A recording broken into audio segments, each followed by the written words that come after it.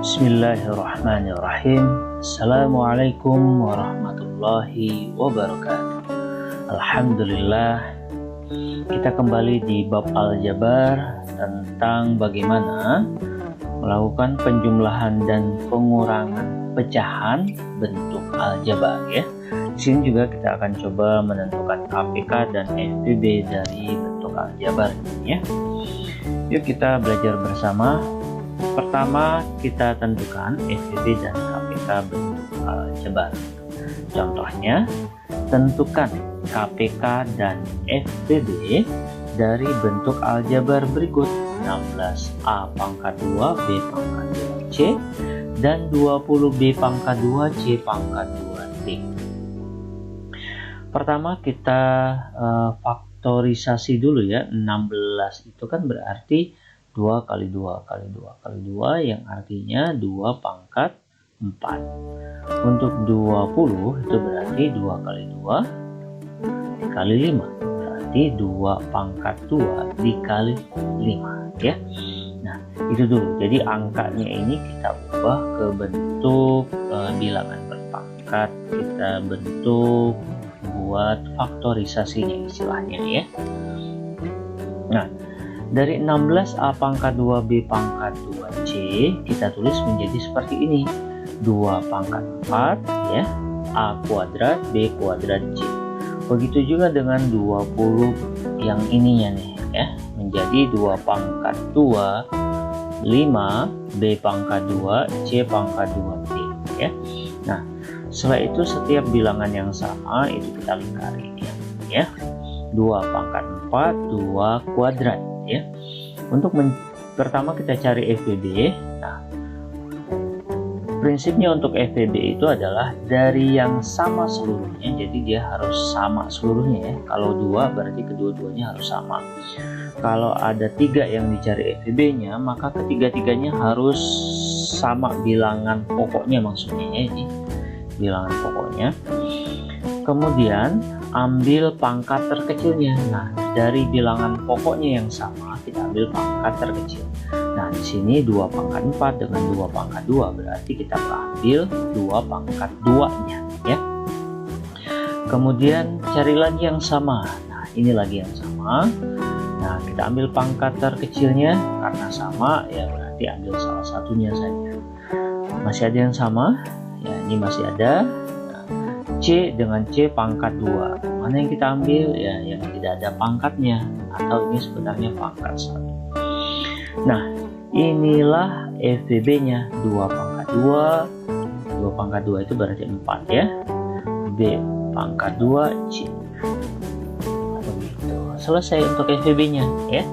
Nah sekarang kita cari untuk KPK nya. Prinsipnya atau apa yang harus dilakukan ya, KPK itu dari yang sama ya, dari yang sama yang tadi dilingkari oleh FPB, tapi kalau KPK itu tidak harus sama seluruhnya ya. Diambil pangkat terbesar. Nah dari sini yang tadi diambil oleh FPB itu kita ambil lagi untuk pangkat terkecilnya ya. Ini berarti 2 pangkat 4. Kemudian ini sama, berarti B pangkat 2. Ini C dengan C pangkat 2, otomatis C pangkat 2 yang terbesarnya. Nah kemudian kita ambil juga yang tidak sama, yang tidak dilingkari ya. Ini 5 kita ambil, A pangkat 2 kita ambil, terus D kita ambil. Itu KPK nya. Nah tinggal kita kalikan saja. 2 pangkat 4 itu berarti 2 dikali 2 4, 2 dikali 2 4, 4 kali 4 16, 16 kali 5 80 ya. Jadi 80 A pangkat 2 B pangkat 2 C pangkat 2 D. Inilah KPK nya. Begitu. Bisa ya? Insya Allah mudah ya. Yuk kita lanjutkan. Sekarang pengurangan bentuk aljabar ya. Ini pengurangan pecahan. Sederhanakan pecahan aljabar berikut ya. 2A dikurang 1 negatif 1 per 3 dikurang 4A plus 2 per 5 ya. Nah, Di sini kita akan kurangi. Nah, ini konsepnya sama dengan penjumlahan dan pengurangan pecahan sebelumnya ya, yang bukan bentuk aljabar ya. Prinsipnya sama. Apa prinsipnya? Penyebutnya harus sama ya. Ini 3 dan 5 kan berbeda, maka kita harus samakan dulu ya penyebutnya. Bagaimana cara menyamakan penyebutnya? Kita cari KPK-nya. KPK dari 3 dan 5 adalah 15 ya. Nah, 15 berarti 3 ya, yang ini 3. Kita kali berapa supaya 15? Kita kali 5. Nah, karena penyebutnya dikali 5, maka pembilangnya juga otomatis dikali 5 ya. 5 dikali 2A negatif 1 ya, 2A min 1. Nah, ini kan sukunya lebih dari 1 ya. Balik lagi ke konsep perkalian aljabar. Perkalian yang lebih dari 1 suku kita menggunakan tanda kurung ya. Nah, seperti ini. Ini artinya 5 dikali yang di dalam kurung. Nah, selesai ya untuk yang ini, pecahan yang pertamanya. Sekarang ke pecahan yang kedua. Penyebutnya 5, kita tulis 5. Kita kali berapa supaya 15? Kita kali 3. Maka pembilangnya juga kita kali 3 ya. Kita kali 3. Kita kali berapa? Dengan yang ini berarti 4A plus 2. Seperti biasa, karena ini lebih dari 1 suku, ada 2 suku ya. 4A 1 suku, 2 1 suku. Maka perkaliannya pakai tanda kurung. Nah, setelah kita tulis seperti ini, kita tinggal kalikan ya. Kita kalikan nih. Yang pertama ini dulu ya. 5 dikali 2A. Nah, yang dikalikan itu angka dengan angka ya. 5 dikali 2 10, berarti 10A.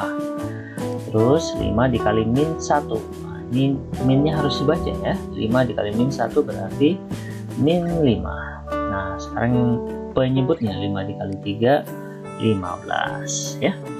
Nah, lanjut ke pecahan yang kedua ya. 3 dikali 4A berarti 3 dikali 4 12A. Lalu ke suku yang kedua di dalam kurung, 3 dikali 2 plus 6 ya.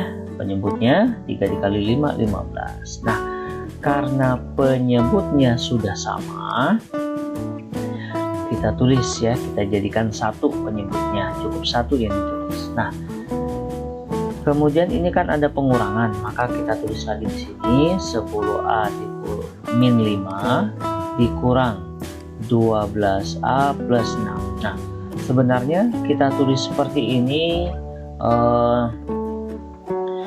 ada kekurangan ya, karena ini kan pengurangan. Yang dikurang itu lebih dari 1 suku, yang mengurang juga lebih dari 1 suku, maka harus kita beri tanda kurung keduanya. Nah, begitu ya. Nah, selanjutnya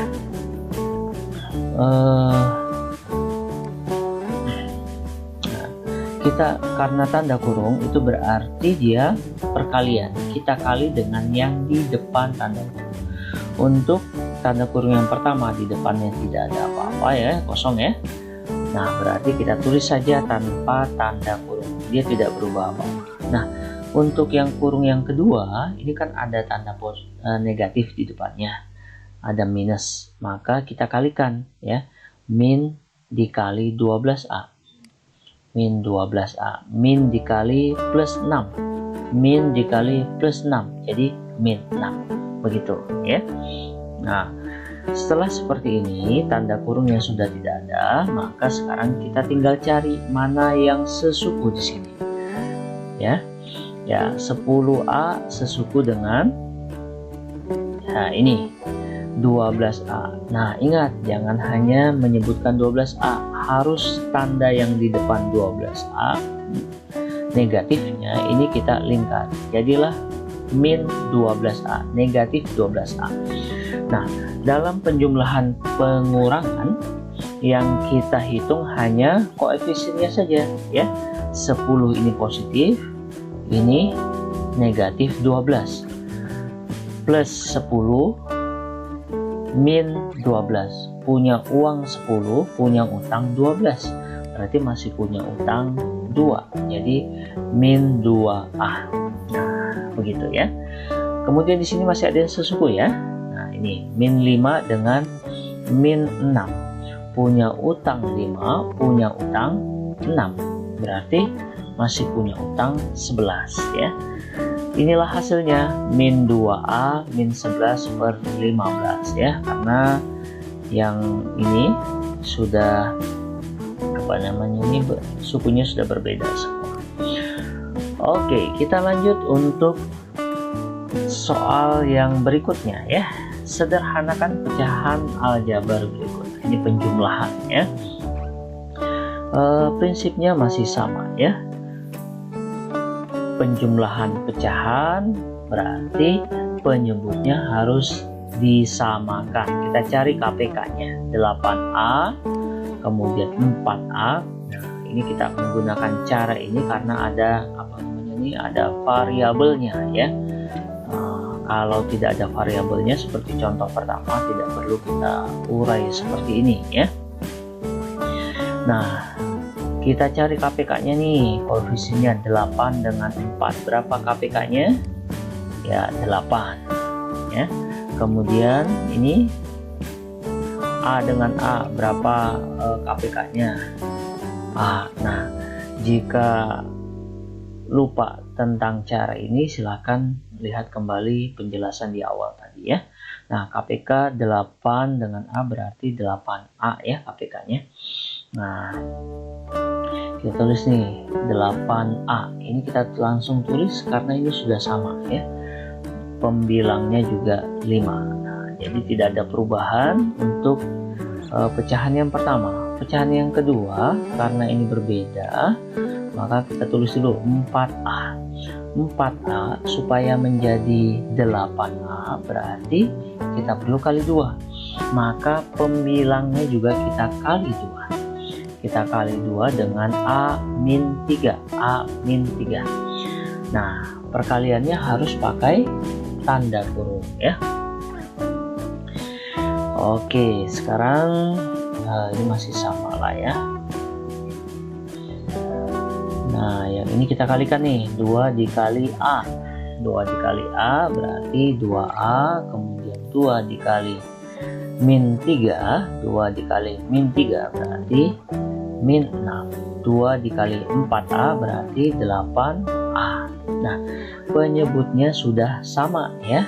Penyebutnya sudah sama berarti kita tulis bentuknya satu saja, pernya kita perpanjang, 5 kita tulis plus, nah 2A min 6. Nah, ini harus pakai tanda kurung ya.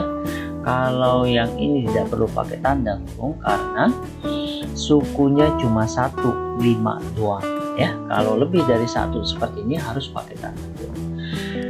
Nah, kita kalikan sekarang 5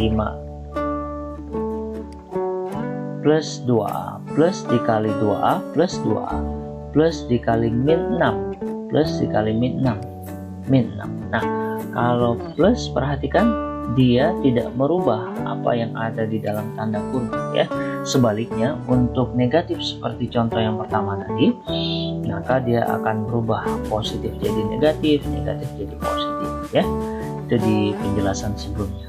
Nah, ini selanjutnya kita tinggal cari nih mana yang sesuku ya. 5 dengan min 6 ya. Pertama kita tulis dulu yang ini 2A nya. 5 min 6, punya uang 5, punya utang 6, berarti kita masih punya utang 1 ya. Jadi hasilnya 2A min 1 per 8A. Inilah hasilnya. Oke, mudah-mudahan bermanfaat ya. Terima kasih. Mudah-mudahan ini bisa dipahami dengan baik. Kita akan bertemu kembali pada video pembelajaran selanjutnya. Wabillahi taufiq wal hidayah. Wassalamualaikum warahmatullahi wabarakatuh.